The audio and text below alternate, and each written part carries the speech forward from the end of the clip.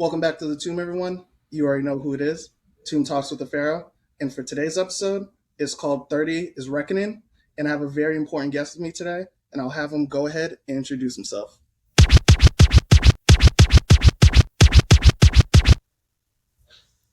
Alexander Miles. Xander Miles. Can you tell the people a little bit about yourself? All right. Well, yeah. First, thanks for having me on. Obviously, a pleasure. So, I guess we can start with where we met. We met at UMass Amherst, obviously repping the zoo hard.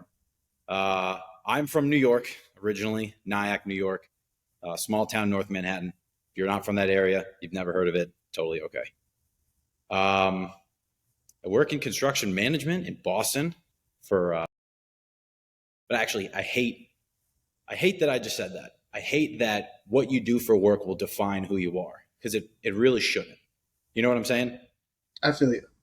Yeah. And but I'm obviously friends with you, so that's takes a special kind of person to be there. But man, I'm just a fun loving guy. I like to have fun, hang out with friends and family, enjoy life. That's the most important thing to me. And obviously, keeping a happy mindset is, something that I've been focusing on from 20s into 30s, which we'll get into. But like I said, it's just keeping it real. Well, you forgot one thing. You're also a DJ. Also a DJ. That's my passion project. That's something that defines me a lot recently as I approach the old 3-0. Yeah, I mean, I can tell you about that. And where do you want me to start? You know what I mean? Well, I guess you already touched upon it, but I guess we'll start from the beginning, how we actually met. And part of it is why this episode is named what it is. If you look at the spelling of it, it's rec in all capitals, because we met each other through working at the rec center. Oh yeah. And that was, what was it? It was like speaking of fitness. There we go. It's good for you. There we go. Toast up. So, what was it? It was the summer going into our senior year, right? Yeah, senior year. Best years of our lives. Best year of our lives. First of all, that summer was wild, because it was also the summer that we both turned 21, because I'm the 27th and you are the 31st. You're the 27th? I thought you were the 28th. No, I'm 27th. You're the 31st, right? Yeah, so I've been texting you happy birthday a day late every year. You never told me. Oh, I've been too hungover. Dude, that is hilarious. Because I know in my head I go, it's the 28th because we're both Leos, and I've been texting you on the 28th. That is, and you've never said anything. There you go. You learn something new every day.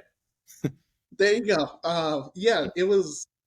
Yeah, I mean, honestly, usually after my birthday, I'm still drunk, so I'm in no condition to be like, oh no, it was yesterday. I just say thank you and then just pass out. Yeah. But yeah, we ended up turning 21, pretty much at the same time, and after that, it was just we're pretty much a menace to society for the Amherst bars. Oh yeah, it's funny. This is going to be the theme of this is I know I'm getting old when you reference a certain time period that's a very long time ago, multiple times. I talk about that summer all the time. Oh, that's the summer of 2014. That's how you know. Oh, it's embarrassing. I mean, it was fun. We I don't know if you had this, because we were still working, like during the summer we were working at the rec center, and we still went out on weeknights.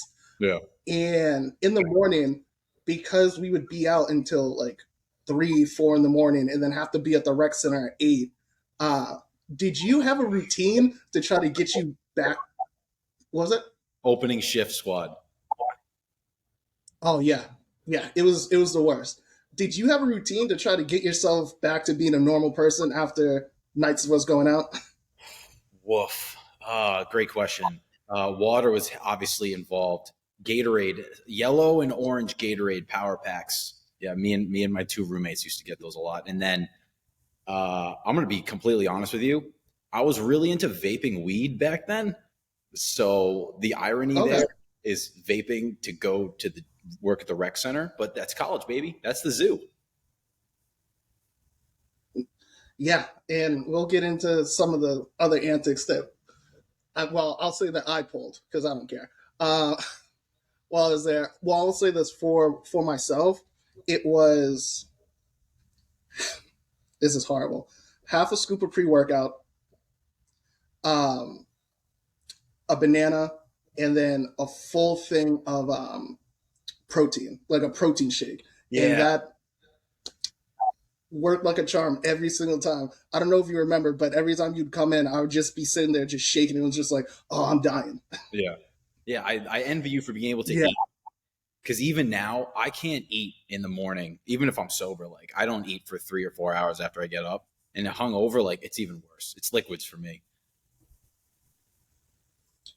No, well, I'll say this. I don't do it now. I've been since I moved to New York, I've been doing intermittent fasting. Mhm. So in the morning, like I'll fast for maybe, oh shit. It'll be about 18, 19 hours. Like my last meal will be at 7 p.m. the night before, and then I probably won't eat again until maybe between like 5 and 7. So I have like a 2 hour Yeah, window of eating, and people are probably listening to that and it's just like, but how are you so big? It's like because I wasn't always intermittent fasting.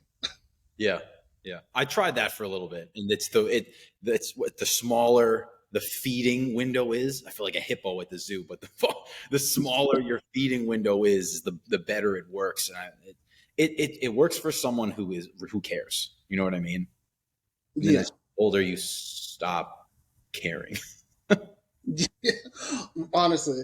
And it's I'll say this for people who are thinking about doing it, it is the first, I want to say the first 4 to 5 days are probably going to be the hardest because you're going to, one, you're going to feel like you're hungry.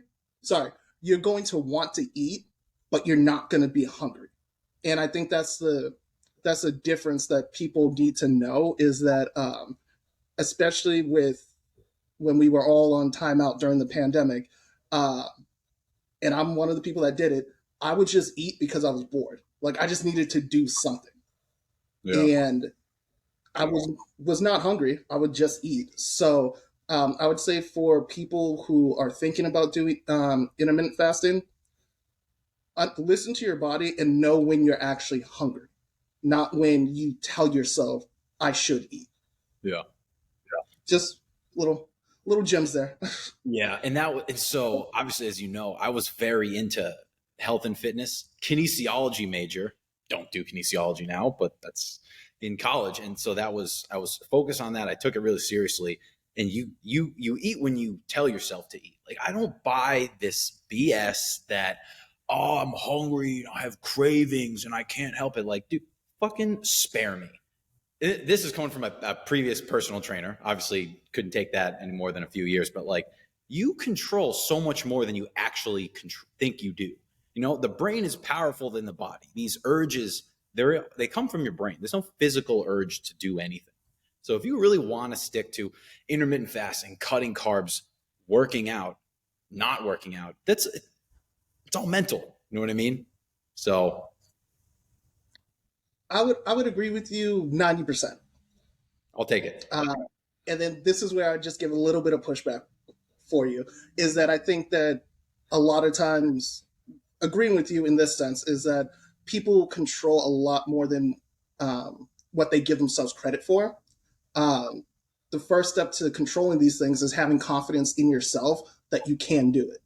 Yep. The second thing is that in terms of eating or just any behavior, if it doesn't have an addictive chemical in it, but you're addicted to the behavior, you need to look at why is it that you're addicted to it. So if Mhm. someone's saying that I just like crave eating, it's not because they're putting cocaine in like a McDonald's burger, Yeah. although they might. Who knows? Um, Not anymore. That was Coke. Yeah. Well, Coca Cola. Sorry, Coca Cola. It was Coca Cola. Yeah. But I would ask people to look at that and be like, okay, well, it's not the burger that I'm addicted to. It's the act of eating. Yeah. Why is it that I'm doing this? Yeah. But outside of that, that's where like that's where the 10% that I don't agree with you is that like there are some people that just have a chemical like of course we're not talking about heroin or something like that. But in terms of like healthy lifestyle choices, those things are more within your control than you want to believe. Yes. Yeah. Yeah. You hit the nail on the head there. And even to talk about addiction is something where certain people are more prone to it. I do believe in that. Some people are more genetically Mm. predisposed to the addiction gene or whatever the jargon is for it is that you can't fight a certain behavior.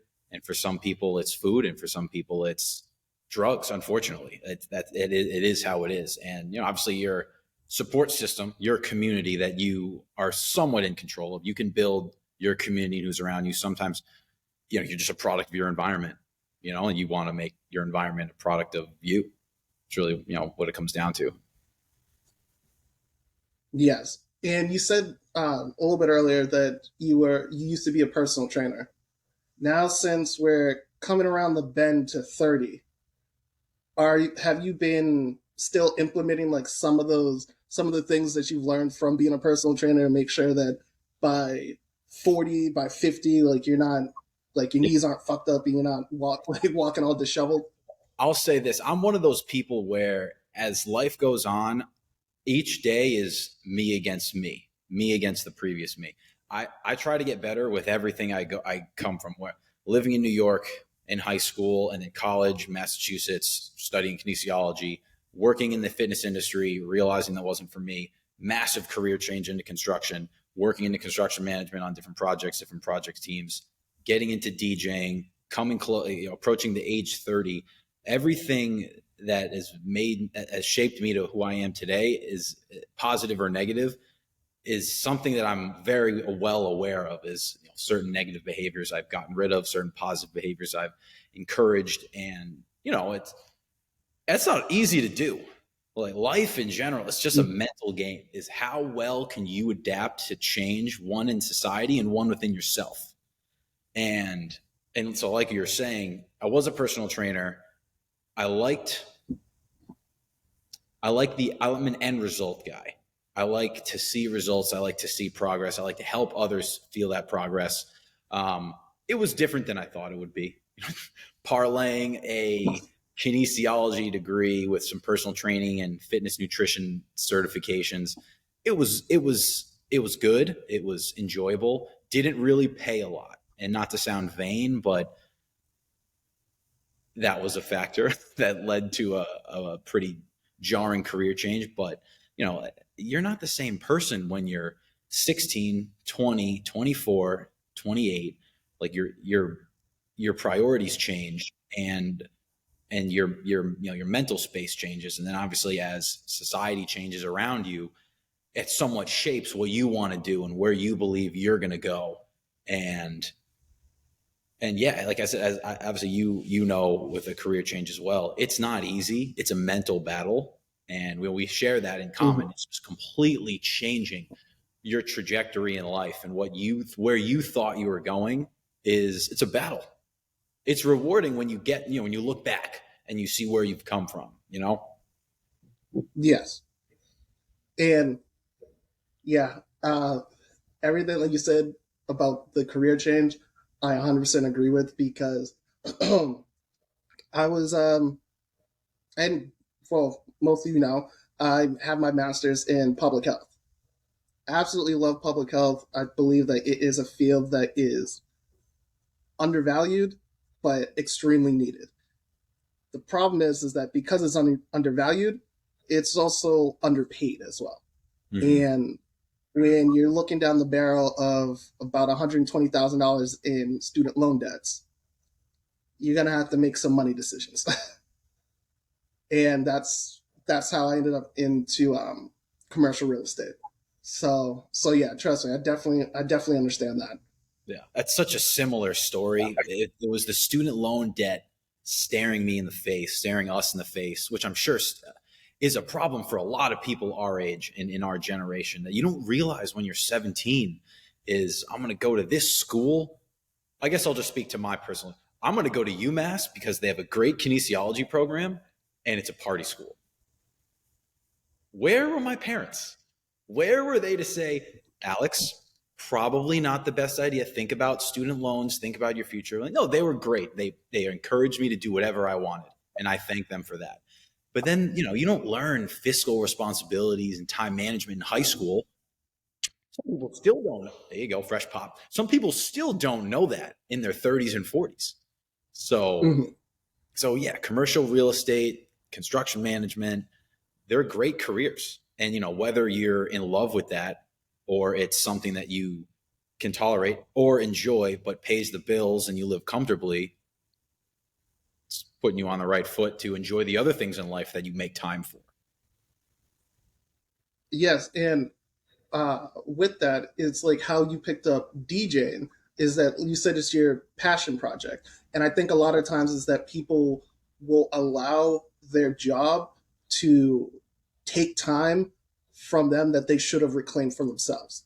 Mm-hmm. And with doing DJ, it's just like if there was maybe, I don't know, a bad week on site, you have DJ that kind of helps you like release that and kind of get like helps you recalibrate yourself so that it's not you're not stuck in the cycle of like, okay, now I actually hate my job. Yeah, yeah, and it's very true. Is that it's now replaced most of my free time outside of work, most of my mental space. That what I think about that makes me happy when I'm not DJing is new music, mixing music, coming up with ideas, being creative, and that inspiration to build your own identity.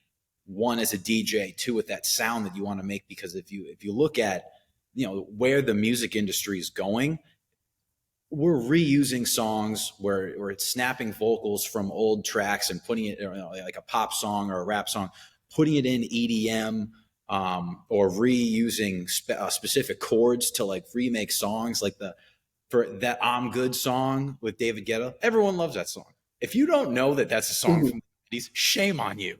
But like that's where it's going. Is there's only so many sounds you can make, and what makes you creative. And it's something I think about when I'm on site working for like a large general contractor in construction. Like I'm thinking about what are potential mixes for me to do when I get home or for this weekend, or what am I going to do at my next show? Like this is a great, oh, this will sound really good. I got to go home and test that out on the mixer, and that's exciting.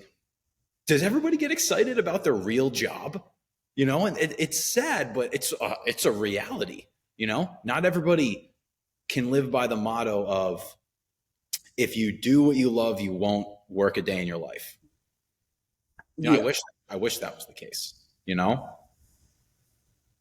yeah, and I feel like with that, it's a nice saying. It was a dream that was sold to us as kids, and I feel like especially like we're making it seem like 30 is like the next 70, but like coming around the bend at 30, being out of your 20s, um, having just dealing with reality and everything like that. Do you think that when we were younger, we were pretty much sold like a false reality of what like shit was gonna be? Absolutely. And everyone's upbringing is different.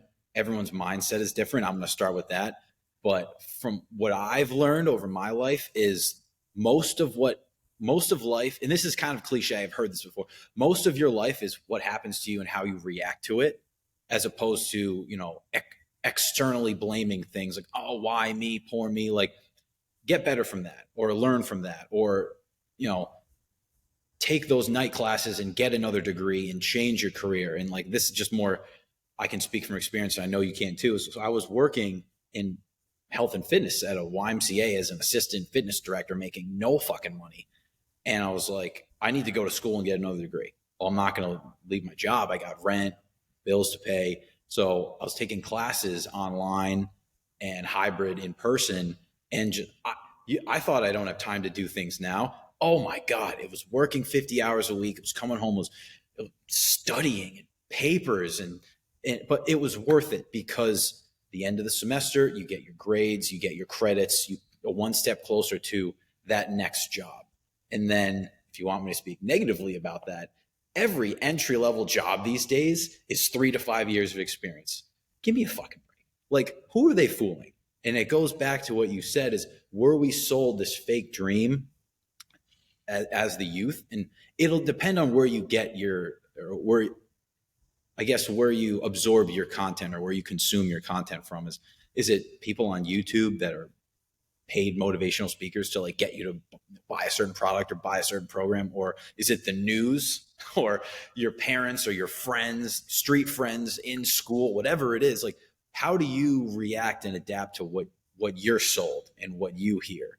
And I mean, this is, I don't want to speak to American society in general, but like we lack social awareness, social education, and not to get too political, but if you even look at what certain people believe from the news is one media outlet. You can't just take something that you hear and run with it and not fact check or not analytically think about what you're hearing and just think life is going to come to you as you expect it. You're going to get a job. You're going to get a raise. You're going to be comfortable. You're going to find a partner, a girlfriend, whatever it is. You're going to be happy. Like, that's not the case for everybody. A lot of us, you have to make Yeah. with what you have, or take responsibility and work hard and push towards the next goal. And obviously look back and stay humble, but you gotta, you gotta take life in stride and just keep going and keep working and stay positive and build your own positive mental space.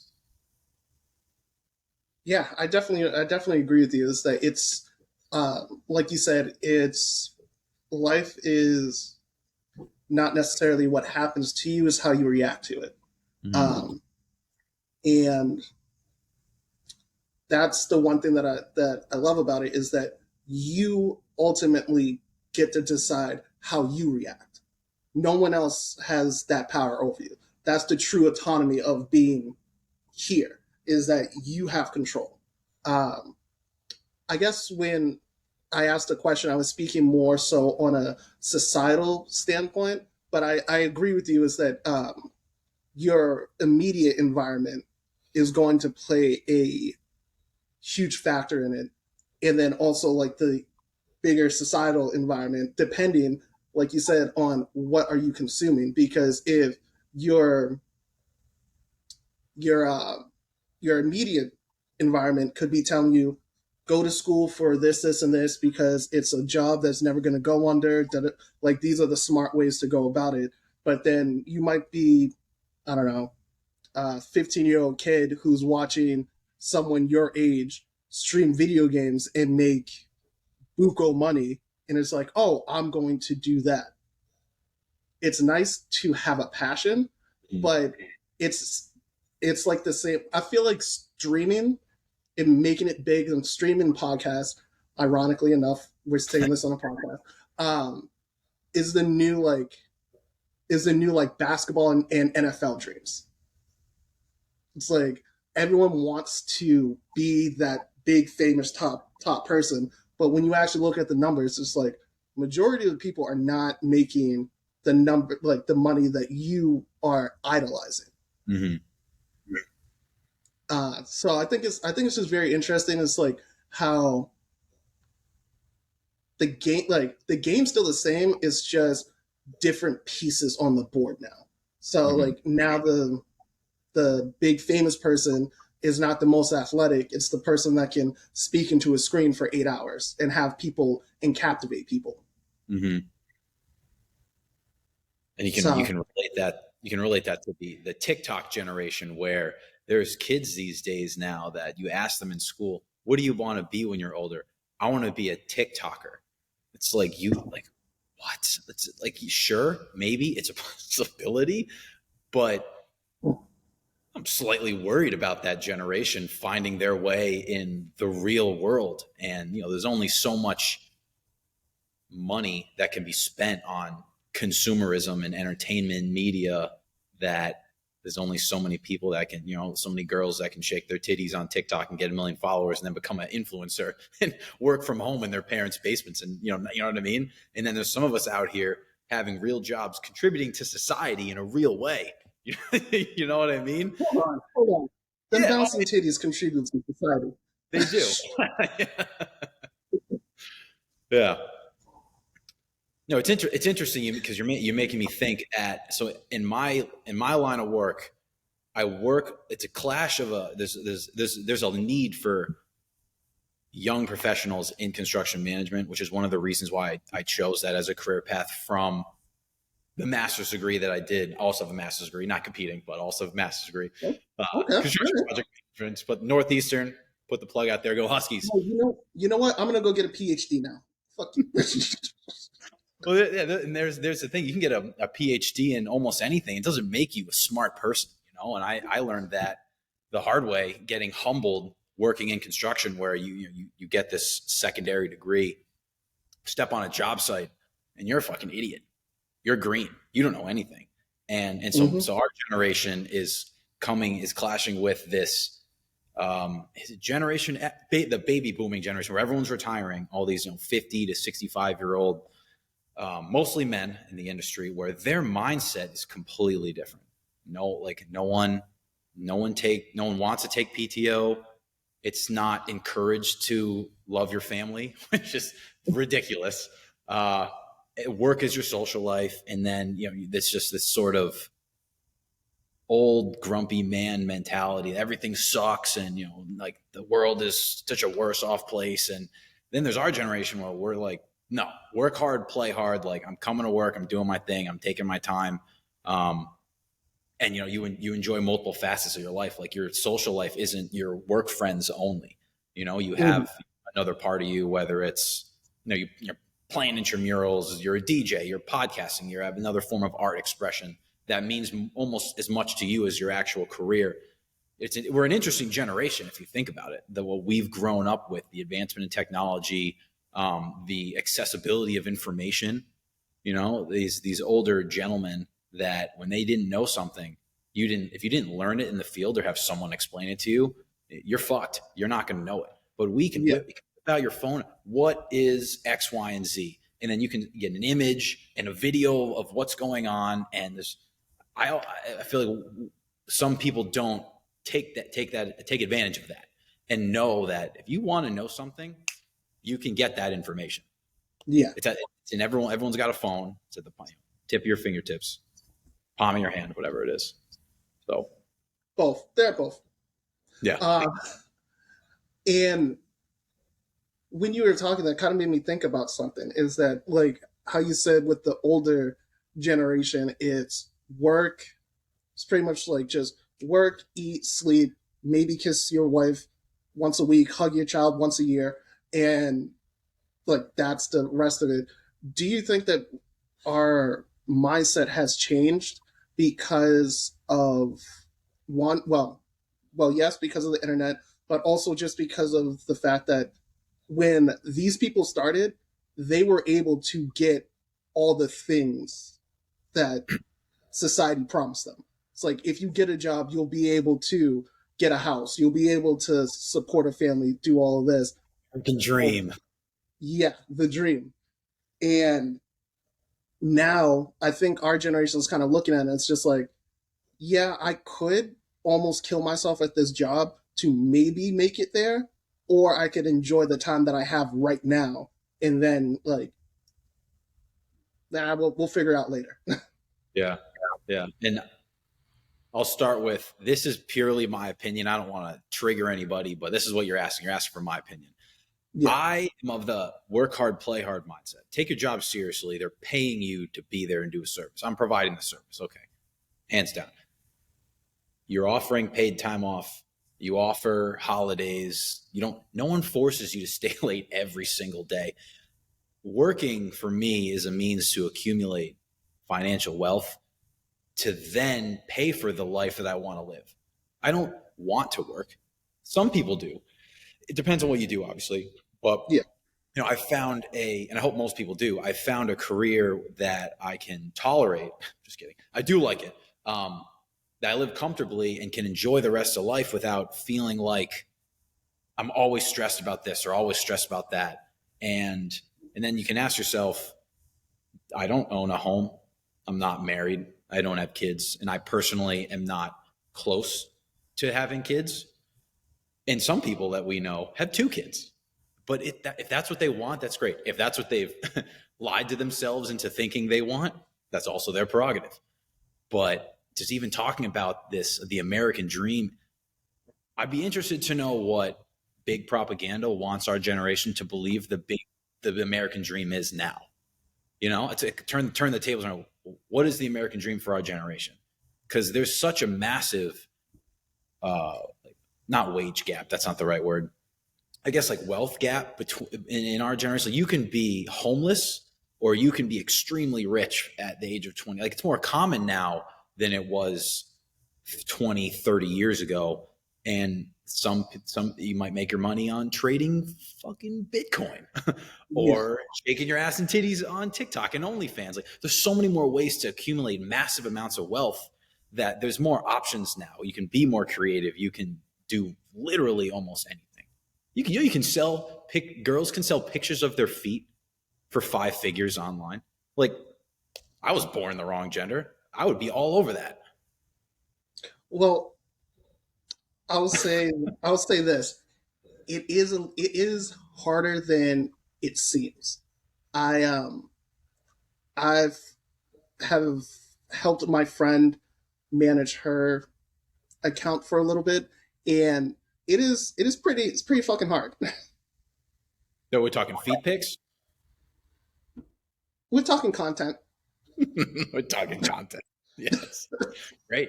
Yeah, no, I'm sure it is. It takes a lot of talent. It's just there. If you told me, if you told me 10 years ago, maybe if you told me 15 years ago, so I was 15, 14, that would be a thing, I'd say you're crazy. Like there's no way. But in today's society, there's a lot of money floating around. People will spend their money on anything. That is And true. some of accumulating wealth is how can you exploit that, which I don't mean to sound devious, but making money is an art. It's a finesse. Have you gotten yourself in the right career path? Are you, creating some sort of entertainment or content that can be consumed for money? And some people aren't good at that, or they'll never be blessed with that opportunity. And that's just it just comes. Everyone's path is different. It's the inner hippie in me. No, no, I agree with you on that. It's that like when you say exploitive, like well, exploit. It inherently people have like a bad connotation of it. I think it's more so is this creating value to which Mm-hmm. people want to spend money on you. It's Mm-hmm. like you said, there's a lot of money floating around. It was like, okay, how can I produce something or provide a service in which people find it valuable enough to spend the money that they went to a job that they don't like on me. Mm-hmm. So no, I definitely agree with that. I think that the American dream for our generation, I'm trying to think what like it wouldn't be necessarily buying a house because most of us like at the age that our parents were when they bought their house, most of us can't do that now. So it can't be buying a house. Majority of us don't have kids. So it's not a house, picket fence, and family. And then the third one was get a good paying job. So none of the three tenets of what the old dream that they were trying to sell us Mm-hmm. are even feasible really right now. Yeah. So I guess the American dream is get rich however you can. That's pretty much how it Get is. Die trying, like a wise man once said in That 2004. that is true. Yeah, honestly, that might be the millennial dream. Get rich or die trying. Words to live by. I could live my life purely off 50 Cent lyrics. You know, find a girl, take her to the candy shop. Okay, well, well, since we're gonna segue into that, um, how because I think the last time that we spoke, Hmm. um, you were you were dating someone else. Um, Hmm. so I guess in your 20s, what has dating been like for you? Interesting. Very interesting. I'll start by saying that I have a new girlfriend, Brianna. She's great. She's wonderful. We live together. That's new. Well, Uh, you're gonna be listening to this. Hi, Brianna. she'll say she listened to it, and then 3 years later she'll go, "I actually never listened to it," so I can say whatever. Um, Fair enough. this is the second girl I've lived with. Way easier. It's almost like your second wife. That's a great way to compare it to. You fuck up the first marriage and you get divorced. That sucks. That's hard. The second time around, you should know what you're doing. Maybe you know what you want, or at the very least, you know what you don't want. Okay. Um, dating in your 20s is crazy. So haven't been dating for over 4 years now. But when I was, it was obviously before the pandemic. Because I think from what I've been hearing, dating after the pandemic sounds awful. It sounds like a nightmare. It's It's garbage. It's straight garbage. people editing photos and like not knowing how to talk to people. And I'm just like, I am so blessed that I found someone at this point. But we all come from a checkered past. I mean, um, dating was fun when I had that opportunity. It was, obviously it was pre-pandemic. So the summers were wild. Um, it's very expensive, so I don't miss that aspect of it. Um, Oh, you weren't going. It's this new thing. It's 50-50. You're not going 50-50? I used to ask, and I used to get turned down, and they never went on a date with me again. Like, this motherfucker wants me to pay half. I'm like, yes, I fucking do. Like, what do you mean? Um, yeah, no, I mean, and things I've learned in my 20s about dating. Like, wow. Because from 19, we'll go and even 10 years, from 19 to 29, when I was 19, this is explicit, right? Okay. Yeah. Oh, yeah. When I was Fuck 19, it. That's whatever you dating, want. dating was about sex. Yeah. And that's probably it. And you learn things from that.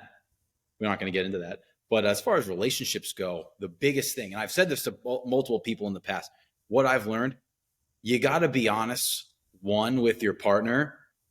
Two, you got to be honest with yourself.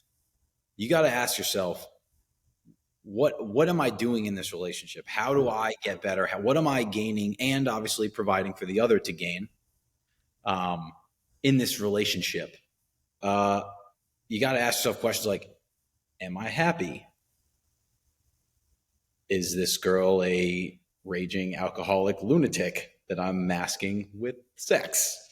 Like, these are important questions you got to ask yourself. I think I know who that was.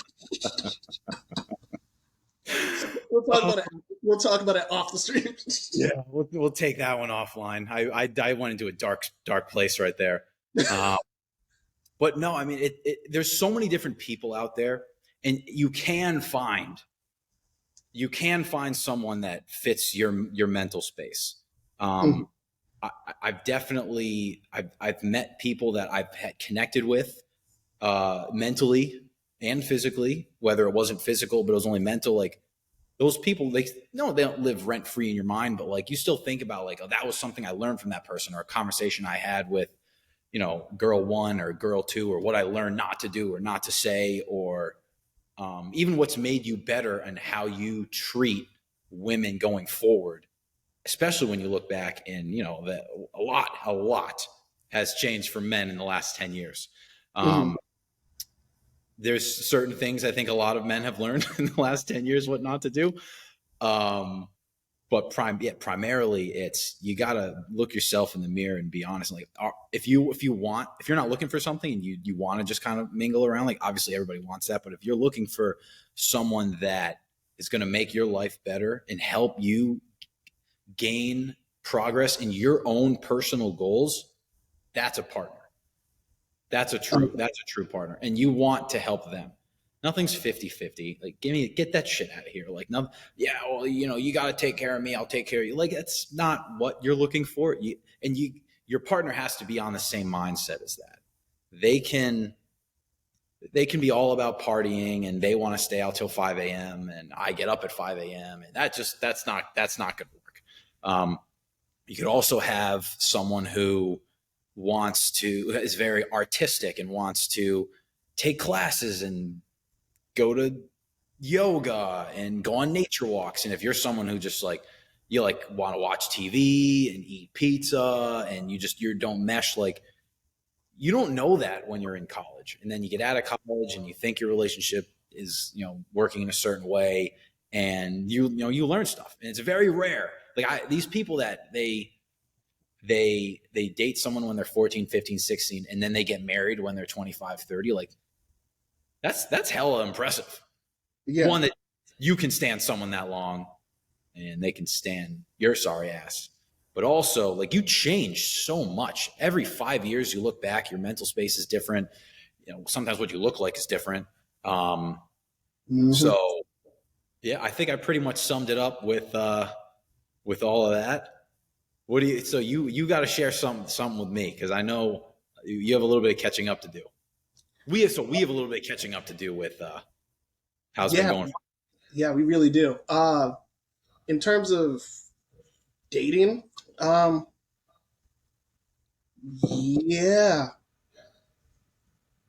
just haven't been dating. Been trying, been failing. That's always good. But then also I've realized that Learning. Yeah, sure. No, definitely learning. I'll say is that it's for me. I've made it difficult for myself because I'm pretty much a nomad. So up until I moved to New York, I've been the maximum time that I've stayed at a place has probably been 2 years. So it's like I've always just been. So after college, I moved to Brockton, stayed in Brockton for 2 years. Then after that, went to Tuskegee, got my master's, only stayed there for 2 years. Then moved back to Lithonia, where my parents were living, stayed there for 2 years, and then moved up here. So it's like I've not actively, subconsciously, I've just, the way that I've been living my life, it's been hard to be like, oh, like, because I'm not going to ask someone to move all around with me. Like, you don't need to follow me. I'm riding my own wave. Y'all can just watch from the shore. So, I like that mindset. Excuse me? I like that mindset. Yeah. So it's been, have I tried with certain relationships? Of course. There's one, we were speaking for about 3-4 months. It was long distance. That didn't work out. Found out that she ended up having a boyfriend who's even longer distance than me. And I was just like, cool. New definition to side boy or side project. Yeah. I was She was working you. I was a stepping stone. It's fine. And then there was another woman with a kid, and I always told myself that like I wouldn't try to get involved with a woman with a kid. Not saying that there's anything wrong with single mothers. What I'm saying is that it's because I know myself, and I know how impressionable kids are, and if for the child's life, if there are men just like coming in and out, that's gonna create a complex. And the last thing I want to do is come up in some kid's therapy session because it's like, oh, mommy used to date this guy for 4 months and then he just disappeared. It's like, so there's that. Excuse me? And I liked him a lot. Yeah. And the other thing is that I know for me is that like I would care for the kid too much. Like I would like, even if we broke up, I would still want to make sure the kid is okay. And I think a lot of well, I won't say a lot. I won't because I can't quantify it, but I'll say that there are women that won't allow something like that, even if the person that's in their life like would be beneficial for the child. Mm-hmm. And that was the case for this person. But yeah, we let's see. It was from June to about March. Yeah, March is when she started ghosting me. So, uh, damn, about what, 6 months, 9 months, something like Mm. that. Yeah, and then at the end of that, that's when she ended up telling me that the entire time she was seeing someone. So, so yeah, there's definitely more we can get into. I think I'm probably gonna save that for another episode when I just dive really deep into uh, relationships. Yep. And then I guess the most recent one was just was trying to court this young woman, and we hooked up, like made out a couple times, whatever, and then we I I know she's gonna listen to this. She's not gonna be happy. Don't worry, I'm not using any names. So helped her moved into her place. Well, sorry, she moved into her place. Then I came over to help her unpack and put shit together. And we ended up, doing what grown folks do. And then when I left, her roommate and his friends were in there. And something told me, it's like, you know what? Just stand at the door for a second.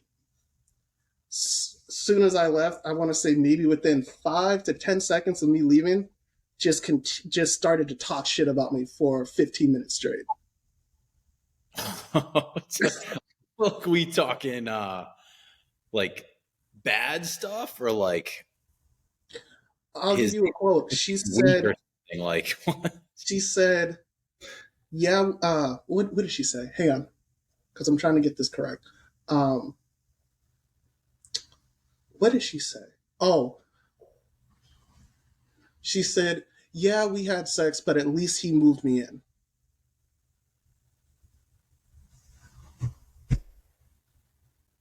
That's cold. Yeah, You're yeah. making me not trust people anymore. Because that's it's an interesting concept. Is the closing door concept? Is you close the door and leave a room with people, and then stick around and hear what gets said. But You know, mostly stuff. it was funny because when I went back to my car, I was just like, you know what? You know what this scene reminds me of? It reminds me of that scene in the beginning of Hitch when he was outside the car, the car door, and it was raining. The only thing that was missing was the rain. Uh, Mm-hmm.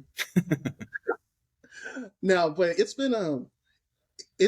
I'll say this: it has been a very learning time. Me. Excuse me. Bless It you. has. Thank you. It has been a very learning time. And with all of those different just interactions that I told you about, I've taken all of them and have learned from them, and then tried to help the next person. So it's just like my thing is always going to be is that if I go through the fire, I want to make sure that no one else gets burnt. Yeah, that's a very mature way to think about it. Oh yeah, because I know some other podcasts, people will be dropping names left and right and just be like, "This motherfucker." Like, nah, Yeah, that's not. At a certain point, when we get older, I'm going to forget the names, but I'm going to remember the lessons. yeah. You know who you are. Yes, yeah, yeah. So let me ask you a question. Since we are on the topic of relationships, and it's I don't know if you are a big YouTube watcher or things like that, but within the recent, I want to say 2 to 3 years, this whole concept of the red pill community has been like blowing up. Have you watched any of the content, or have like even like heard about it? Um, honestly, nothing comes to mind. Which is one of two things: either I'm not plugged in, or I I don't have my algorithm needs a little bit of tweaking. Maybe it's what it is. But just for the So, audience, give me a short synopsis. well, I'll give you like one of the biggest people in it. Well, he said he left it, but Andrew Tate. You've heard of him? Yep. I could also Google it on my phone. No, it's fun because it might mess up the internet connection. But okay, so I guess the best way to describe it is this: there are like two pretty much factions in it. One are men that are just, I guess, traditional, where it's just like the wife stays at home, the guy goes to work, brings home the bacon, yada yada yada. All of those traditional things is just like all of that. But within that, they always try to say it's like, oh, you're a high value man making six figures or more. So it's they have a lot of inconsistencies within it because it's just like we want to be traditional, but if I make over six figures, you have to accept the fact that I'm going to sleep with other women, which is a little bit of a wild, to me is a little bit of a wild statement. That's the Um, red pill. yeah. Okay. So that's one side, that's one faction, and then kind of like the other faction is the more modern guys, where it's just like their sentiment is all women are hoes, they can't be trusted, they just coming after your money. So make as much money as you can, have a sex with as many as you can, but just don't, pretty much just don't fall in love. Okay.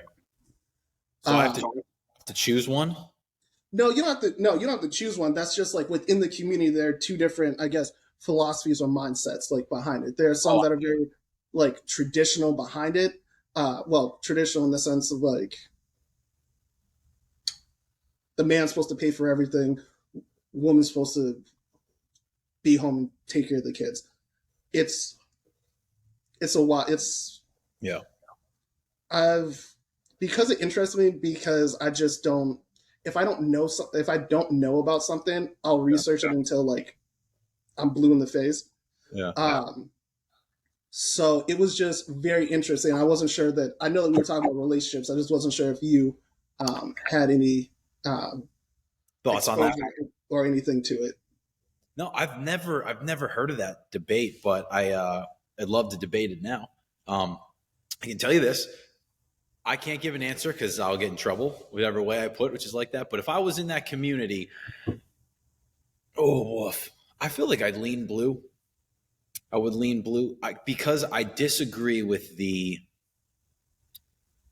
being in a committed relationship and providing any ultimatum really on anything, but as it pertains to money or you're the breadwinner, you can do whatever you want. I mean, I get the philosophy, like don't get me wrong, I understand why people would think that, but I come from an upbringing where there were strong gender roles in the house, and I understand why they existed. You know, one of four kids, and mom was home raising the kids. She worked before the kids, and she worked when the kids leave the nest. And I know some people that they didn't have their parents around at all because they both had to work.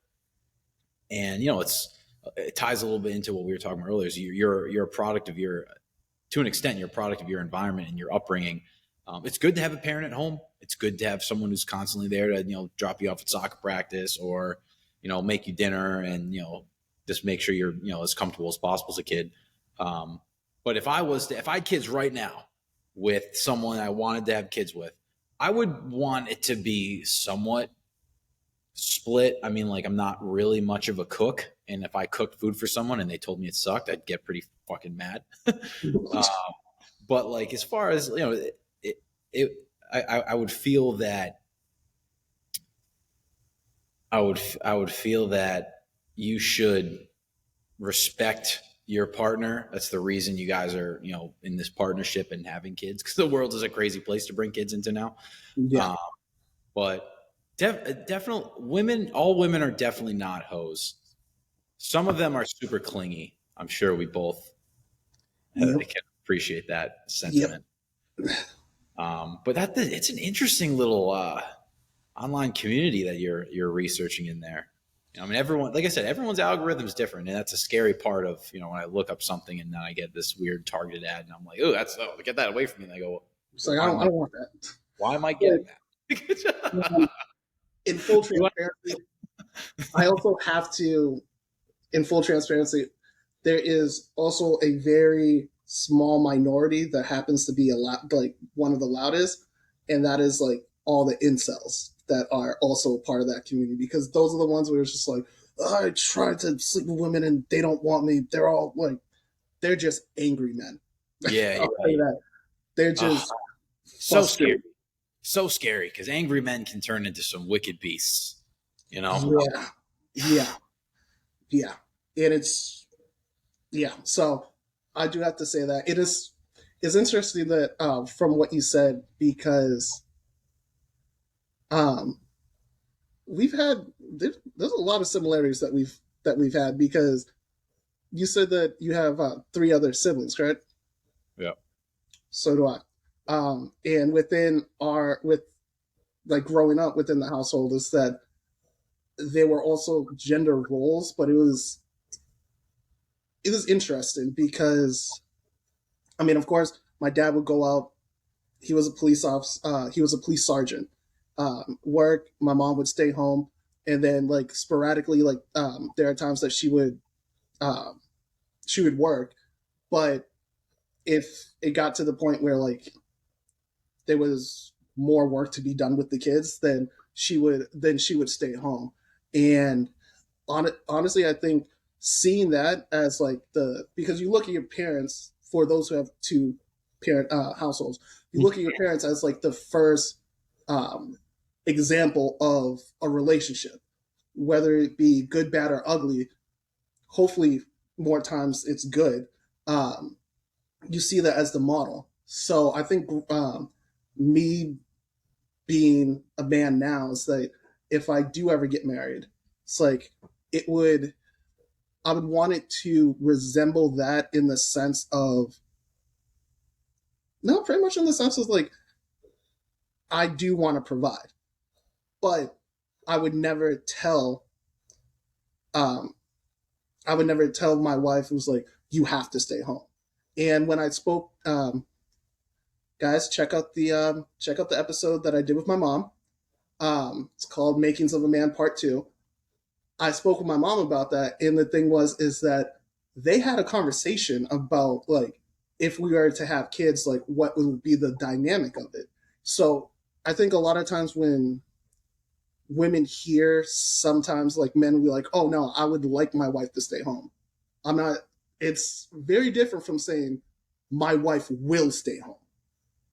oh yeah, oh absolutely. And we also have to just some very pro well, some very feminist women are going to have to understand the fact that some women just want to fucking stay home. And if they want to stay home, that's their prerogative.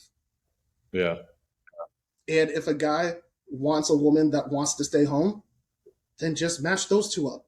The only problem that you have is when one doesn't and one doesn't want to stay home and one wants the other to stay home. That's when yeah, you start running into that friction. But if you match the two people up, then it's not even a conversation. It's not even a point of contention anymore. yeah. But for me, I would say is that if I were to get married tomorrow, excuse me, my mindset would be I would want to make enough money to remove any type of stress from her life. Now, It's good. if she wants to go and work, of course, but you won't have to worry about rent, electric, gas, anything like that. I'm just like, I want you to have a quote unquote, and I hate that I have to say, a soft life because now that term has just been abused. Mm-hmm. But yeah, I think it's very interesting that we both grew up in a two-parent household, four kids, and it's like and having those types of dynamics in the house, and we pretty much come to relatively the same conclusion. Are you the youngest? Yes. Yeah, same. Okay, yeah. Are you So fucking serious? I know. Oh yeah. young Leos right here. It's an interesting breed, man. Bruh. Honestly, yeah, drink into that. Yeah, let's drink to that. Yeah, I mean, just to circle back to one thing you were saying, just about not only feminists, but any labeled category of people, self-labeled, obviously, that pushes their agenda on you and their thought process and what they think and what they believe. As you need to leave your belief system behind in that certain social debate and join their side, and there's no you don't have the intellectual maturity to see the other side and understand why there's two sides to each coin. That's what frustrates me. And there's a lot of that in today's society. No matter what we're talking, we can be talking social issues, politics, religion. Well, you have to understand that spirited debate is healthy and it's fun. Like, to talk to someone, and whether you're getting into heated debate or arguing about something, two sides to every coin, it's almost like it can be a form of entertainment, but it can also be like a sort of a sport, in the sense of, can you alter this person's perception or line of thinking on a certain, or in a certain issue slightly, or get them to agree to certain things in a healthy manner. But to just force an agenda, like, I'm not picking on anybody, but like, well, if we're talking feminists, like, you do this and you oppress in this way and this is bad, and it's like, well, like, let's think about it. Like, you have a certain line that you have set over here, and me and a lot of other people have it a little bit more this way, or even over here. Like, there's always two sides to every conversation, and it takes a special type of intellect. Like, I'll say it again, intellectual maturity to have a healthy, organic debate about something and learn more about what they think, and not judge someone or have any sort of negative connotation towards them or hate them because of a way that they think. And that's just like anything in life. Not everybody believes one thing. It doesn't matter what it is. But there's always a division, whether it's 8 slices to the pie or 100 slices of the pie. And like I said, these kind of talks can be fun because there's always two ways to think about it. If you're always agreeing with someone, it's not that fun. But Yeah, and that's the thing, is you said the intellectual maturity of it is, I I think that part of the intellectual maturity is knowing when someone is arguing in good faith, rather than just being a contrarian for the sake of just disagreeing. It's like, if someone has an actual philosophy behind why they think what they think, yeah, I want to sit down and talk with them, because then at that point you have logical steps that got you to where you are. But then there are some people that are just that will take someone else's conclusions, and they didn't go through the process of formulating them, so they can't actually stand up to any type of critique. And then that's when you get back. That's when you devolve into the name calling and everything like that. But I definitely agree with you, is that there's a certain level of intellectual maturity, and there are two sides of um, of any issue.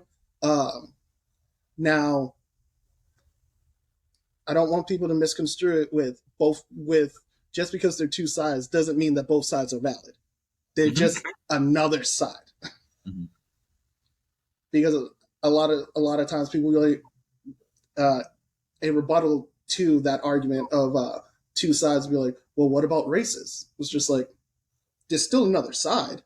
Mm-hmm. They're not valid, but there's still another side. So if you can understand the other side and know why they think what they think, then if you are trying to, I don't want to say change someone's mind, but a point of intervention to increase knowledge, you know exactly where to interject, because you've actually listened to the entire other side. And a lot of times, I think if I disagree in this day and age, if I disagree with you, then I won't even listen to you. I will only listen to respond, not to understand. Mm-hmm. I was going to say educate as you're about to say that. Um, Yes.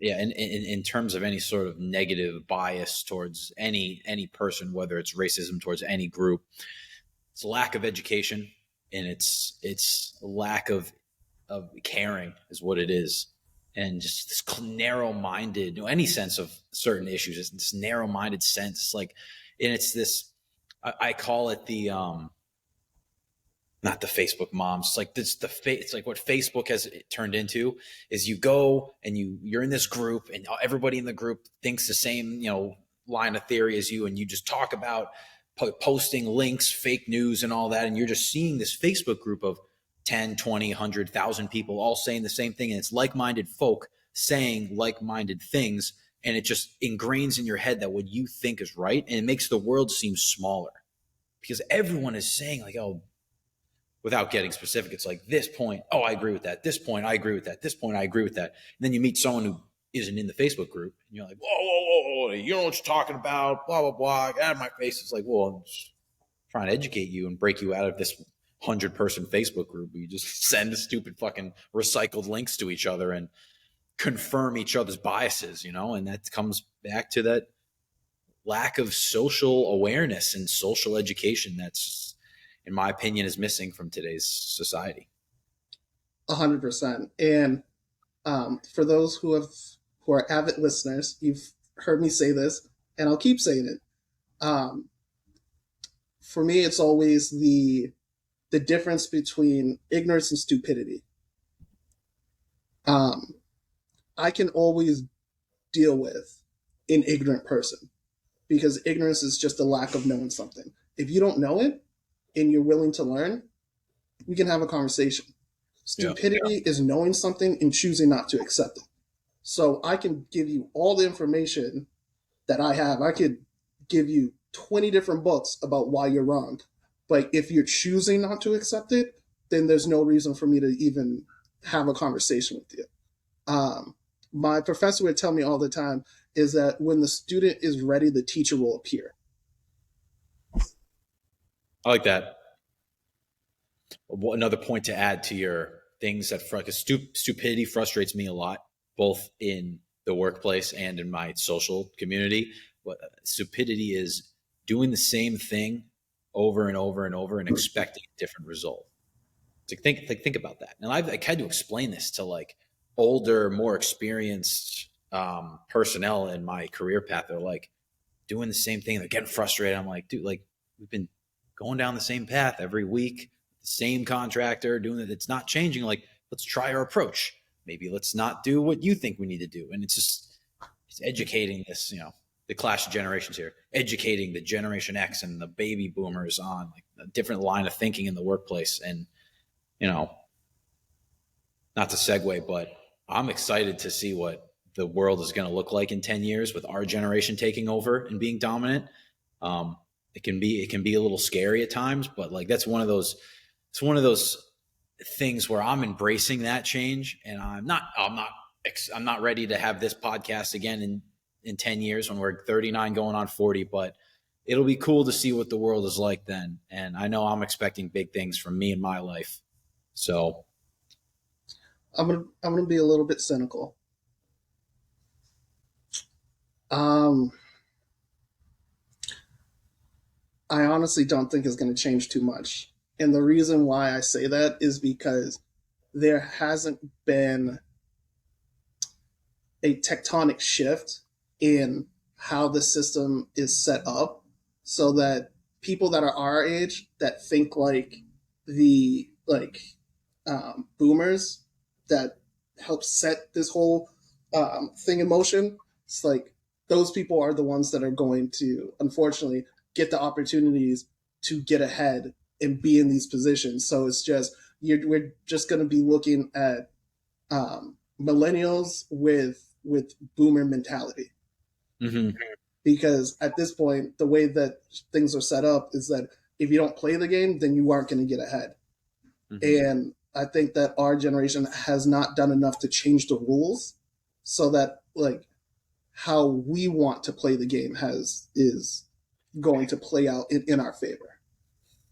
Yeah, you're reminding me of a personal example where I was having a difficult time at work pushing towards the next step to another role and a promotion, rather, to say it for lack of a better term. And I was trying to figure how, like, what what am I worrying about? What do I need to change? And it's the game of, unfortunately, and I fucking hate this, it's not about how good you are or what you do. Sometimes every situation is different. It's about who you know and who your connections are. And are you, cozying up to this person who can help bring you up with them as opposed to this person who you like? They're not going to do shit for you.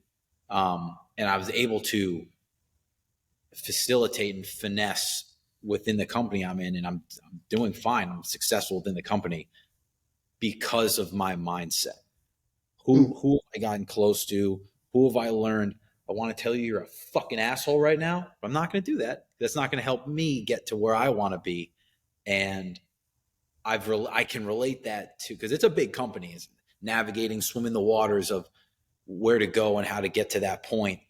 It might not be what you want to do or what you thought you should be doing 6 months or a year ago or 2 years ago, but that's a lot of, it's a lot of what corporate life is now, is like, who can you build a relationship with that can, and this isn't a personal example, but you can almost sort of trick them into thinking like this person deserves this promotion and should be taken up. And you could like not be that good at your job. If 55-year-old VP guy likes you and he wants to bring you up a step, like good on you for recognizing that potential relationship, making it, and then riding the wave, so to speak.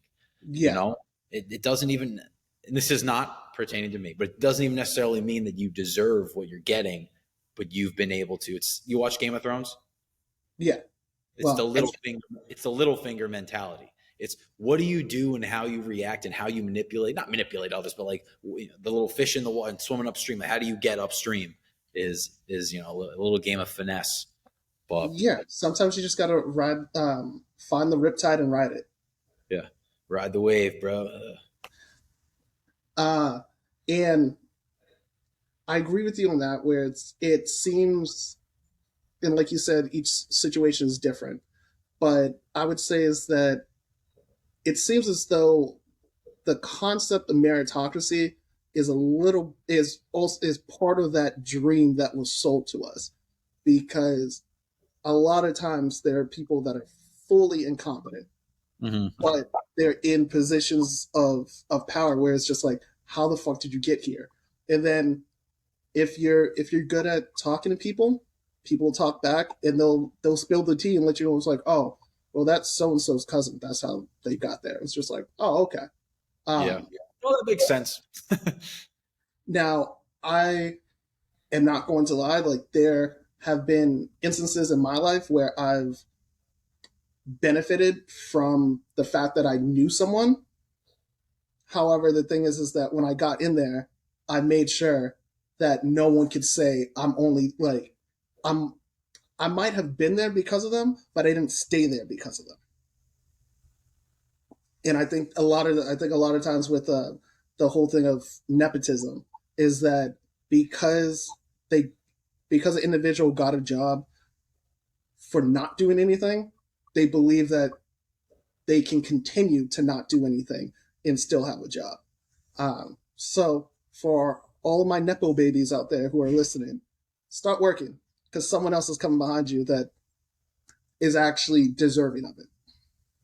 Make the most of every opportunity, whether you feel you deserve it or not.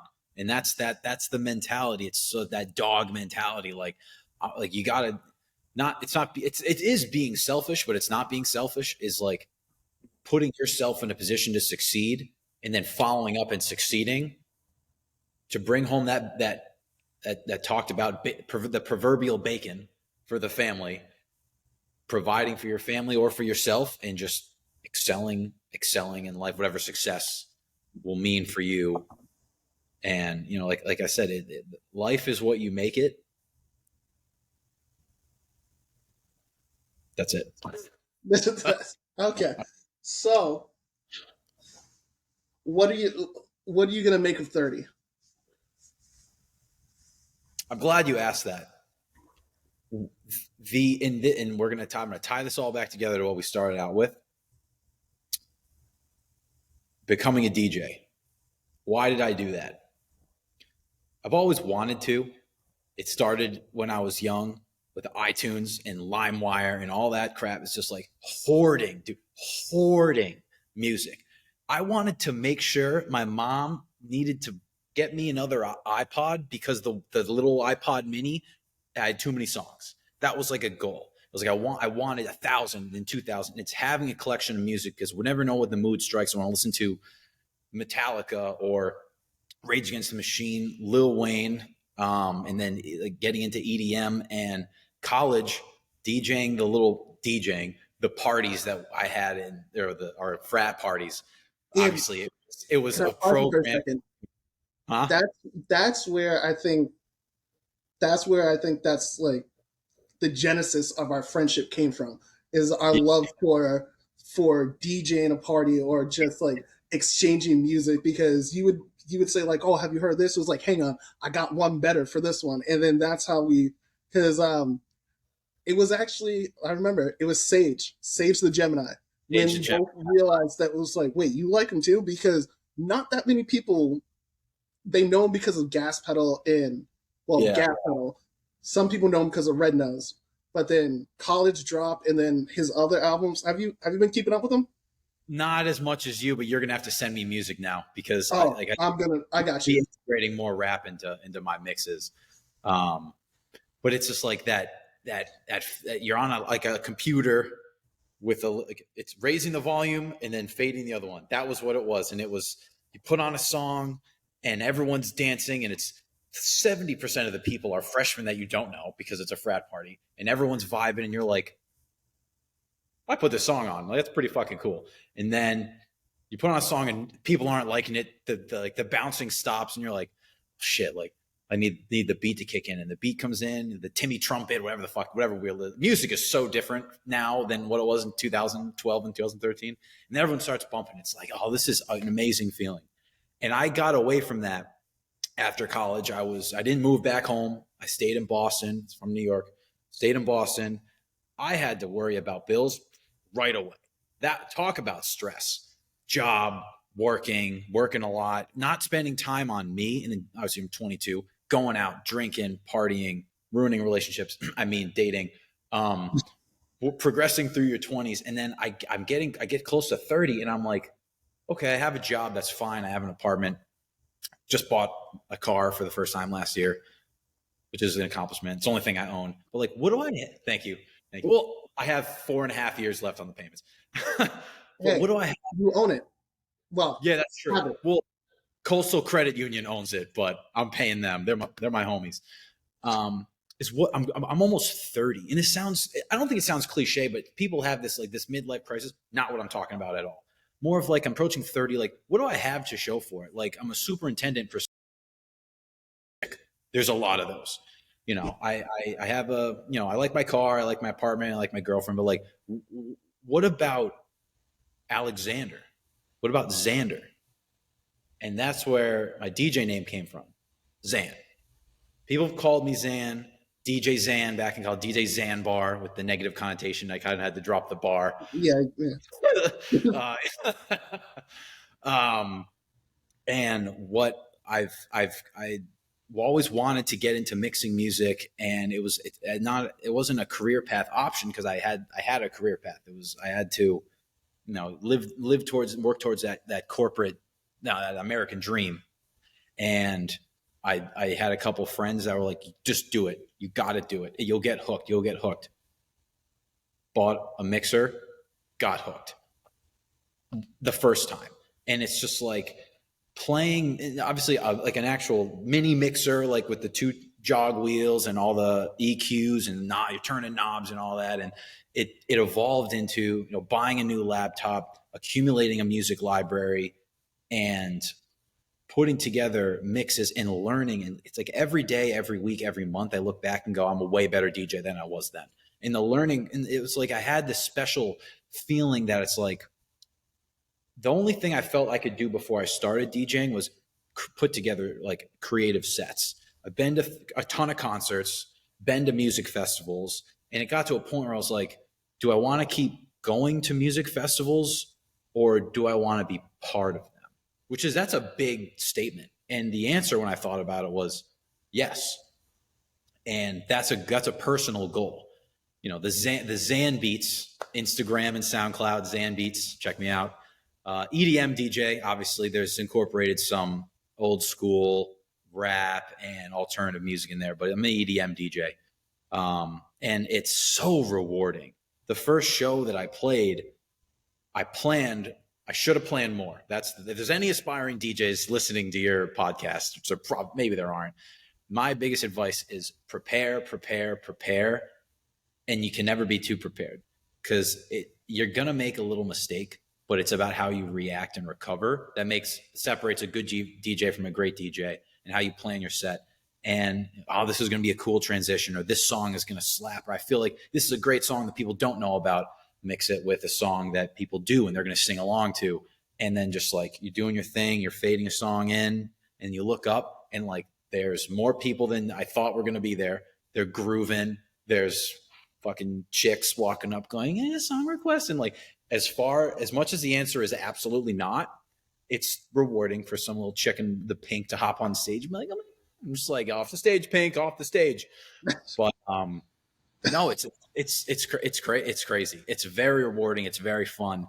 That is going to define my 30s, because my 20s was about landing on my feet, Mm-hmm. and that's taking care of the necessities and the essentials. Now for me, it's gonna be taking care of, what do I want? What do I want to do? How am I expressing myself in a creative way? I've always been into art and music. I played trumpet when I was younger. I sucked. Wish I played percussion. Always was into art. I'll blame my parents for making me drop art and play trumpet, and they'll say, "No, you enjoy it." No, like I've always not done what I wanted to do in terms of art and expression. And the day I bit the bullet, it was February 17th of this year. I remember the date because it was a date that my life changed. Ordered a mixer. I got speakers, headphones, settle a corner up in my apartment, and we're off.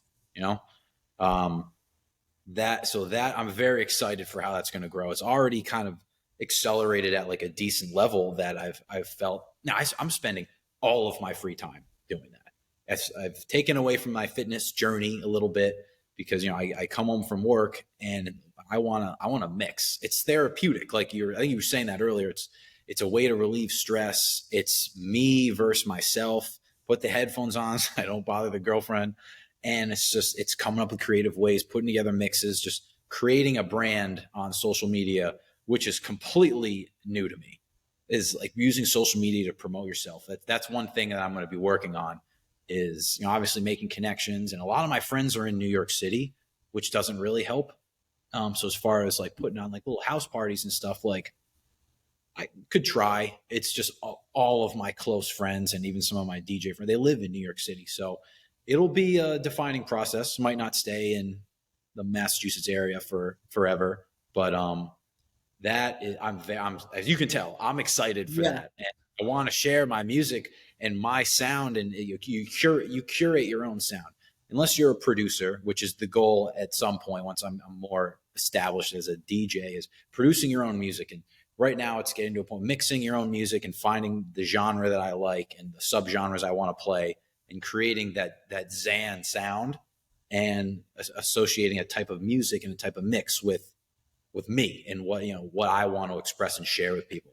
So I don't think I could have ever said in my 29, almost 30 years of existence, I could never have talked about something the way I just talked about that. And that's, And that's awesome. That's great. Um, Earlier you said that it was your passion project.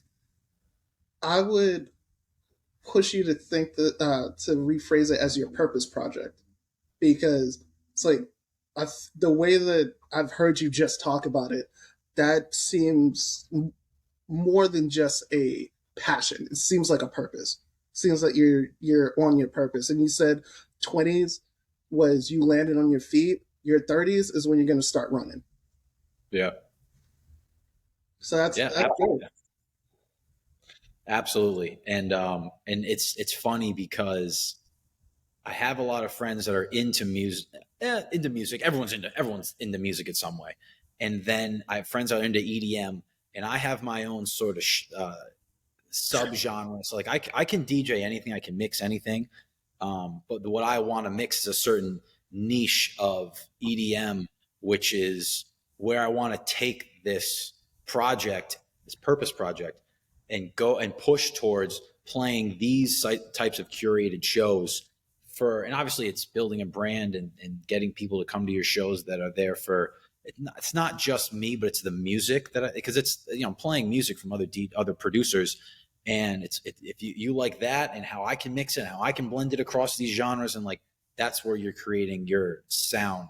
And it's a challenge, but it's exciting, and I'm looking forward to it. And like I said, it's already gotten off a little quicker than I would have expected, and I'm not going to stop spending time on it anytime soon, which is exciting.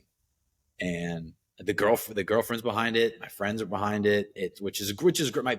My family is just like OD, like happy and supportive, and like I'm super blessed and lucky that like my parents are listening to it, they're sharing it with my parents are retired, they're in Florida, they're playing the music in their kitchen for their friends, and they're I have people sharing it on Facebook, and it's just like I'm just blessed to have a supportive group of people around me that I didn't really need anyone's help in construction and getting to where I am there. I'm fine. That doesn't make me nearly as happy as DJing and producing, and curating an experience for people. So it's awesome. Well, Smiling the whole time talking about it. so I'm gonna ask you this so that you can give people a little taste, a little first one straight. Um, would you be willing to send me something so that for this outro, I can play like maybe like 20, 30 seconds of like a mix that you have? Absolutely. Okay, Yeah. sounds good. And the cool thing is I got options to play, so we'll figure something that can come in and then fade right out, and it'll be good. It'll match, because I'm an energy guy. Like I'm an energetic person. Obviously we got to know each other in college, so like I'm always about doing something, being happy, smiling, energy, like blasting music. And it's funny because like some people put together like, because my mixes they're energetic. Like you listen to my music's great for going to the gym or Mhm. hyping yourself up or coming home from work or Friday nights. Like that's my music. It's not like the chill out or even like a soft, like I love that music, but like what I like and want to play is like an energetic, not jumping up and down all the time vibe, but like something that like you're bopping to the whole time. And I've gotten so much good feedback from my friends, like, oh, it's great for the gym, like it pumps me up. I'm like, perfect, because that's also where I took this niche from college of DJing at parties into, I was making mixes on Spotify and making them public. Didn't even know I was doing that. I had, what were they called? Oh, it was gym rock or gym playlist, gym something, 1, 2. I got to like 11, and over time, like my friends from college, like they come to me and say, "Oh, like gym playlist 4 is awesome." I'm like, "What? Like you listen to that?" They're like, because Spotify doesn't tell you if other people are listening. Your old Spotify didn't tell you if people are listening to the playlist you put together. Or Yeah. like I was just on a bachelor party in March with one of my good friends who's getting married this weekend, actually. Zach Jordan, shout out. Shout out, Um, congrats. Shout out, baby, yeah. And one of his friends who I've never met before comes up to me on the first night. He's like, "Oh, you're Xander? Like, I've been listening to your bass house playlist for years. Like, it's awesome. Like, you keep it like, dude, like that's incredible. Like, that's what it's about. If it's sharing music and it's hearing like, I love what you put together for that. And you're mixing like 20 to 40 songs for a set or for a mix, and it's like you don't have to like all of them. Some people do. Like if you like pockets or you really like vibe with a certain section, like dude, that's what it's all about.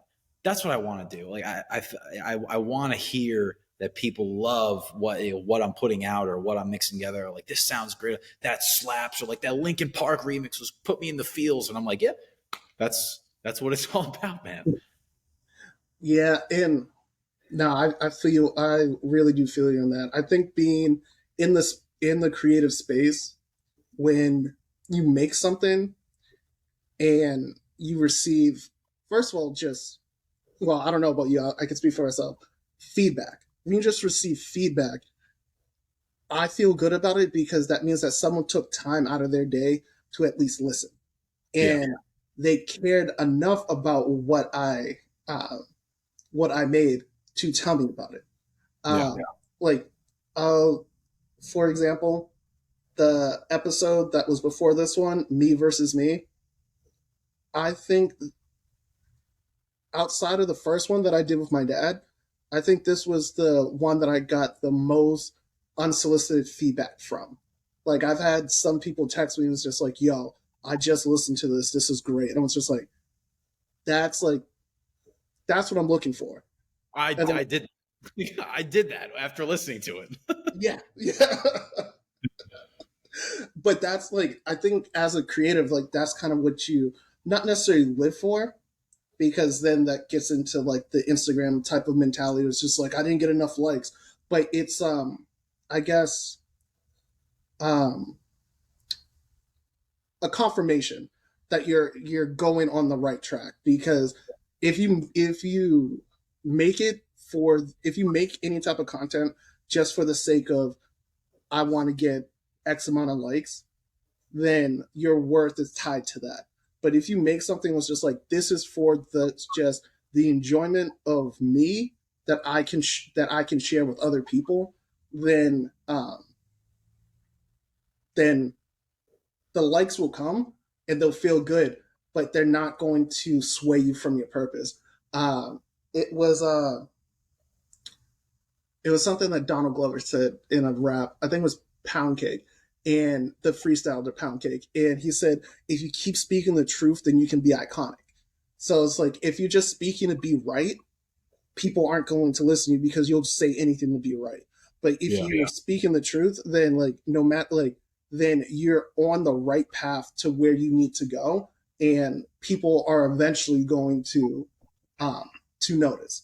And with everything that you were just saying, is that it seems like you found your path, and you found your path, but then you also know your why, because a lot of times people can find their path and get swayed from it because they haven't um, consecrated their why. Like, why am I doing this? Why would I get up, or why would I allow this to take my free time? What is my why? And I feel like you've already found it, and now you just run with it.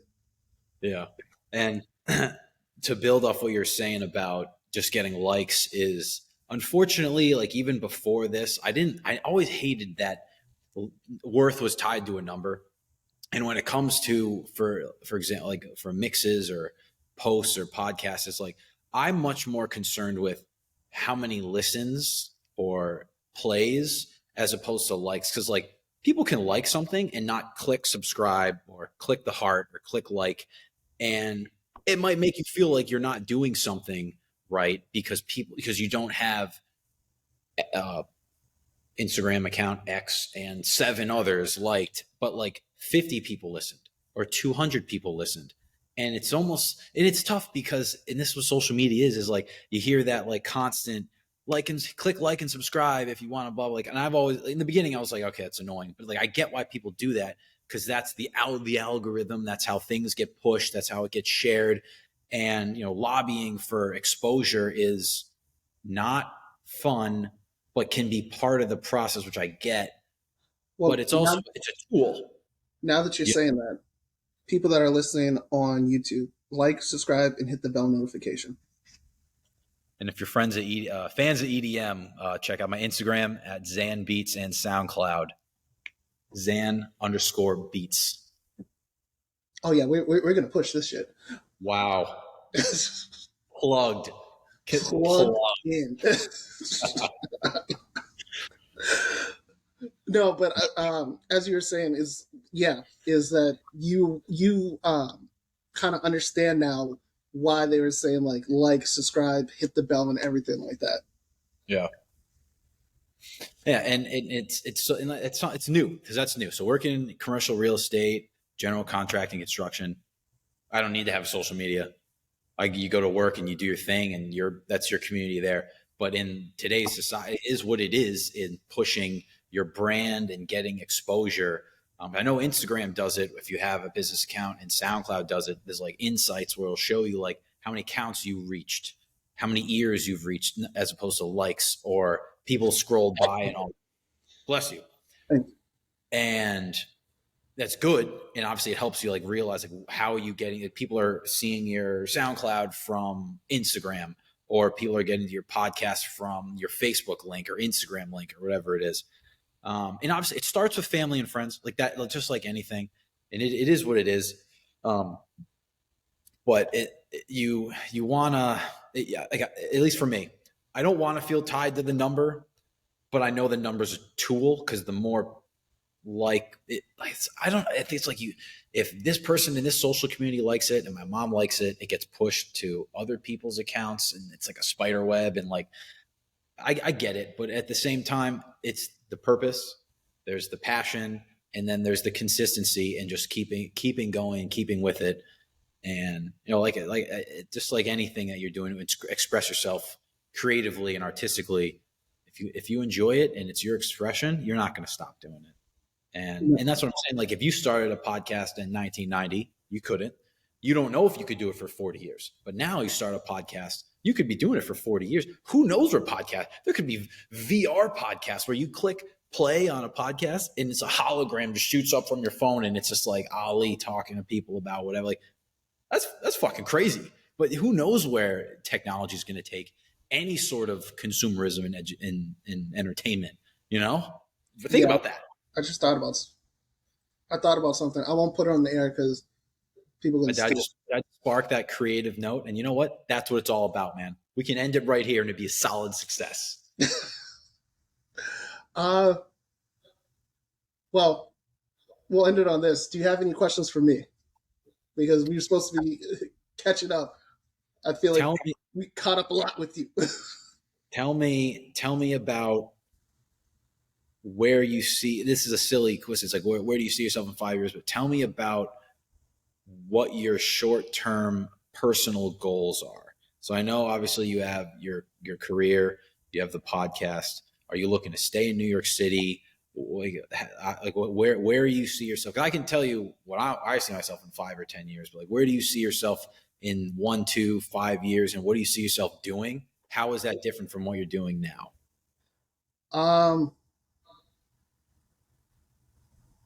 All right. Well, this is my podcast, so I'm allowed to be vulnerable. Tell you the honest truth.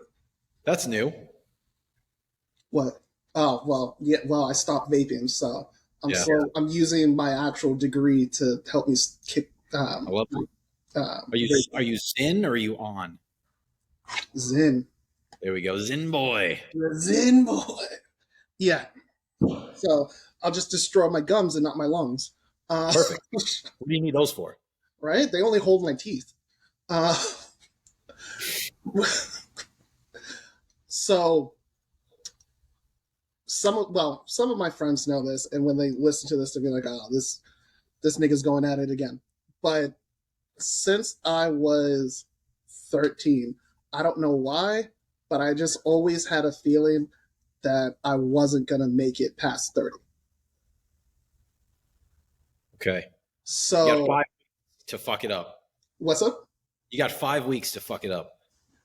Well, make it past. So I still have another year. If I make it to 31, then yeah. Well, your 30th birthday is the end of your 30th year of existence. Did I say that right? Because you're. Yeah. Well, yeah, that's right. No, it's the start of the 30th year. No, because you're 1 after 365 days of living. When you're 6 months, you're only 6 months old. And then when you're 1, you turn 1. So when you're 2, it's 2 years. So when you're 30, you've been on the planet Earth for 30 years. True. Or you could always look at it how my dad looks at it. He counts the 9 months as well. He was like, you were here, you just weren't here yet. Conversation for another podcast. Yes. So in terms of where I see myself,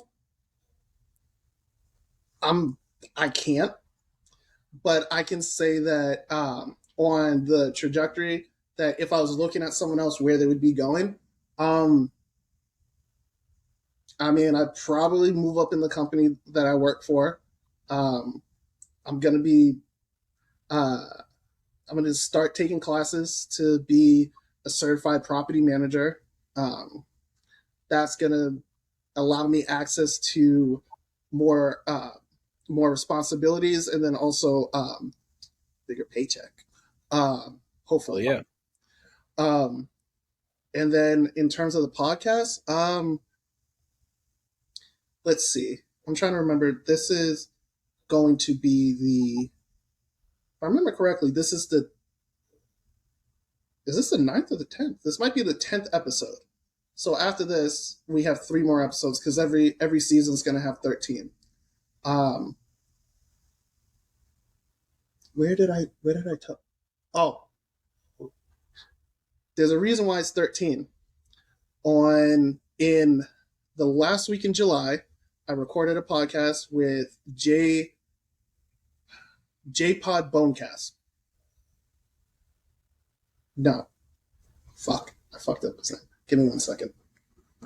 You His also name- said you also said July. It's June. Yeah, I know, but I'm saying is that for those who are listening, in July, I recorded another. I recorded. I was on someone else's podcast and I recorded it. Give me 1 second because now, if I say this wrong and I don't correct it, um, sorry, JPod Bonecast, and that is JAYYPOD_BONECAST. So go ahead and check him out. It is, I believe he said it would be the 24th, but go ahead and follow his page. There, we talk about the reason why it's 13. I'm not going to give away all the secrets. Go ahead. I'm promoting him. Go over there. Um, so I've three more. After this, I have three more episodes to do. That's going to conclude season 3. And then I think I'll take a little bit of a hiatus and then just start recording and try to get at least four or five, season 4 or 5. But outside of that, I can't really tell you too much about where I'm going to be next year. Can't really tell you where I'm going to be in the next 6 months. Go wherever God takes you. Yeah, I mean, you got to remember, I'm just a born nomad. Staying in New York City. Um, yeah, I think I'll stick around here for a little bit. This city is alright.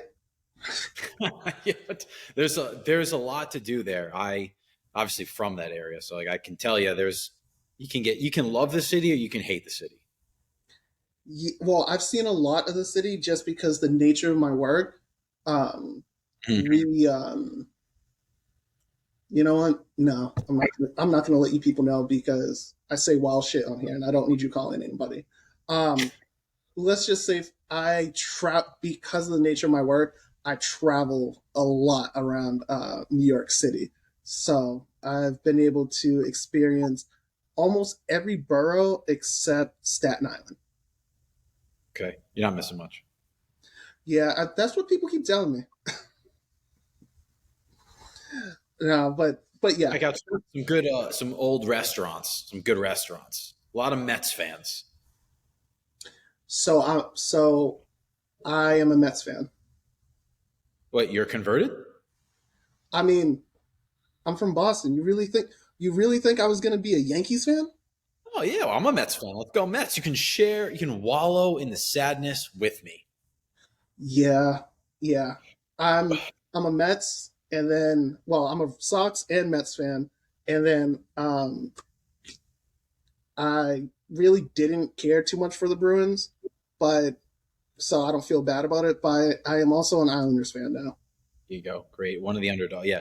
It's Mets, Islanders, Jets is usually the trifecta and then you got Yankees, Giants, Rangers is usually how it goes. It's Yeah, weird. I can't explain it. in terms of football, I would never root for a New York team. Come on now. No, yeah, I get it. Yeah, Come I on. get it. Come on. Come I'm on. I could live here for 40 I could live here for 60 years and I will never root for a New York football team. Yeah. Well, you're not having to wait another 60 years until the Patriots are as good as they were with Tom Brady. I can tell you that. That was Yeah, special. You got y'all did not know what you had. we Now it's didn't. gone. We with yes. And as my friend James tells me all the time, it's just like Boston fans are just spoiled. It was like, no, we're not. It was just like, no, you are. It's like, and then he started breaking it down. It was just like, oh, we really won that many times. It's like when you're winning so much, you forget what losing's like. Some cities don't win at all, ever. Yeah, y'all Well, are lucky. oh, sucks to suck. I don't know what to tell you. But now That's that's such a Boston mentality. Yeah, well, sucks to suck, man. it's like I'm gonna run the Dunkin' real quick. All right, sucks to suck. No, but okay. Well, in tradition of the podcast, what I normally ask is that do you have any advice that you would like to give to to the audience, whether it be someone who's an aspiring DJ, someone who might be in construction management, or someone who might just be trying to figure out who might also be with us in the about to be 30 club and Mhm. trying just to figure out like what the fuck. Yep. Oh, and before you go, there's one. Well, before you start, there was one thing that I wanted to say. Is that when you brought up the sentiment about I'm about to be 30, what do I have to show for it? Um, I resonated with that, and with that is that the way that I got to it, that I feel comfortable with myself, is that I realized that if I'm, it's like, what do I have to show for it? Who am I showing it to? That's the first question I ask. If I'm showing it to the rest of the world, then I'm living by their standards. I'm living by their ABCs of what I should be doing at 30. Now, if I ask myself, what do I have to show for me? Then I can have my own criteria of where I want to be. And Mhm. that's something I wanted to say before we start the outro. But yeah, that was when you said that, I was like, remember that. Yeah, I'm gonna do the most Xander thing ever and give a long-winded answer to probably what's deserving of a short answer or response. My advice would be to anyone going through any sort of mental challenge or stimulation for what's next or where am I going or how am I doing is take time to think about what makes you happy and what's going to make your life and the life of those around you better and put time and energy into obviously like our time on this planet will be gone before we know it and we're speaking like we're almost turning 40 or 50 but at the same time these are the best years of your life and if you want to enjoy them by building a family or building a business or building a brand you got to do that and you got to focus on chasing what's going to make you happy so when you look back on your 20s and your 30s and your 40s and your entire life you're happy and you don't have any regrets which might sound a little cheesy but it's true you'll be so much happier if you take steps towards focusing on making your life better and happier. Thank you. And any advice for the construction management people? Don't get into this business. Leave it No, alone. It's all mine. it, it's mentally stimulating. It's challenging because it's problem solving, but it can be very stressful at times. So take up a good way to relieve stress and try not to depend on substances. Fair. Yeah, And maybe for season 4, I'll have you come back and we'll do an entire episode about construction management, sure. just That to sounds awesome. add more to your stress to talk about it. Sure. Hey, talking about it when I'm not there is better than actually being Fair enough. there. Sounds good. And then the third one was aspiring DJs. Being that I'm still in that ascending trajectory, this is what I've accumulated for myself as well is find your sound and find what you want to be remembered as or thought of as and figure out ways to make both the crowd and the audience happy, but also you happy because you're doing it for a mix of reasons. So it's a finesse about creating something awesome, something that's great to listen to, something that people want to listen to more than once. Okay. Well, thank you. Um, Thanks for yeah, having me. yeah. I mean, this was a little bit of an impromptu one, but I love it. As soon as you texted me, it was like, yeah, like let's talk about this and catch up. It was just like, oh, this is gonna be great. Uh, Perfect. so I just want to say thank you again, brother, for coming on. And of course, if you need anything, um, plug yourself one more time. Let the people know where to find you. Instagram, SoundCloud, everything. Phone number. I'm kidding. Yeah. So at Zan_beats on Instagram and SoundCloud. Check out that Is that beats energetic. with an S? Yes. Okay. You know you got to ask nowadays. Yeah. Oh yeah. Zan_beats. There you go, buddy. And that's for SoundCloud and Instagram. Correct. Okay. Okay. Well, thank you. And for everyone, that has been another episode of Tune Talks with the Pharaoh. I would say I'll see you next week, but who knows? I'll I'll let y'all know when I'm coming out with another one. Peace.